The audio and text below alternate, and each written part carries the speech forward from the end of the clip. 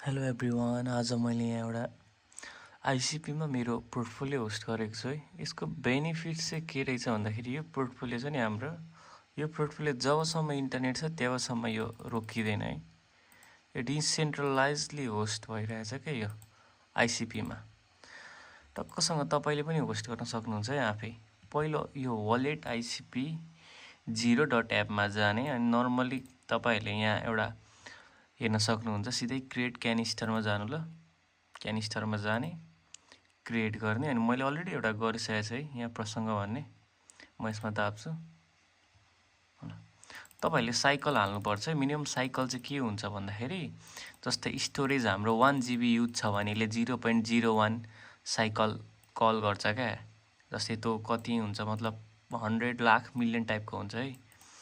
त्यो cycle use गर्छ है। जति 1 TBलाई होला हजुरको एक साइकल 2 साइकल कति होला भनेपछि इनफ हुन्छ है एउटा गुड प्रोजेक्ट होस्ट गर्ने। अनि यहाँ एड कन्ट्रोलरमा जाने र प्रिन्सिपल आइडी यहाँ कोडबाट पाइन्छ।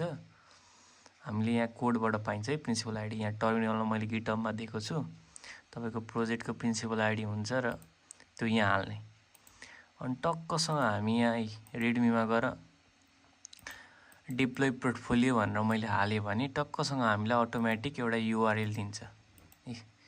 तपाईँले अब यो युआरएललाई तपाईँले अब रिडाइरेक्ट पनि गर्न सक्नुहुन्छ है। र जबसम्म इन्टरनेट छ तबसम्म यो होस्ट भइरहेको छ हाम्रो सिस्टम। तपाईँले अब एपीआई बनाएर पनि गर्न सक्नुभयो। ल यो ट्राई गर्नु होला। Thank you.